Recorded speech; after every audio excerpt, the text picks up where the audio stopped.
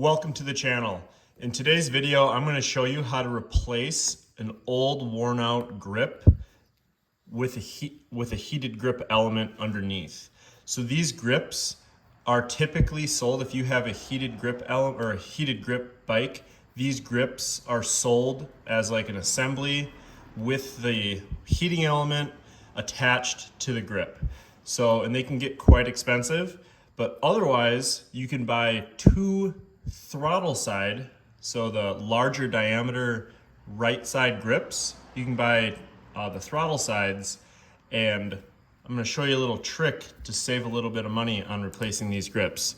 So what we're going to use is a nice sharp razor blade, and we're just going to kind of very peel the grip back and just ever so lightly, just kind of like almost like fillet this grip off. So you do not want to damage the heating grip element at all. So you get that off, and this is your heating element.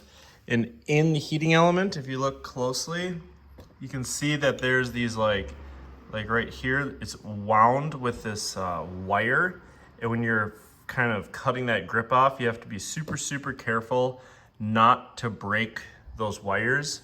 And then we'll go ahead and do the exact same thing on the right side here.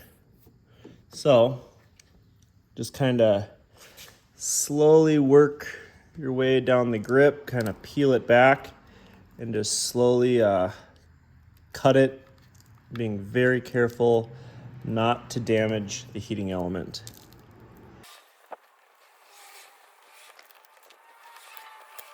So now we can put our grip on. For the new grip, we have the standard replacement grip for the models without the heating element. So we got two throttle side grips that'll fit over this heating element. And what I like to use is just a little bit of normal super glue. We're gonna put a little bit of super glue inside the grip, and then we're gonna use an air compressor to kind of create a little bubble, like kind of stretch the grip out, and the grip will just slide right on, like super easy. It's like a mechanic's trade secret. And then we can use an air compressor and put the air compressor underneath the grip, and it should just kind of get this started up on the heating element, just like that. And then we will go ahead and do the exact same thing on the other side. So with super glue in the grip, we're gonna kind of get the grip started on there, and then use an air compressor and get underneath the grip. It'll just slide right on. Thank you so much for watching my video. If this video helped you out in any way, please consider joining my channel.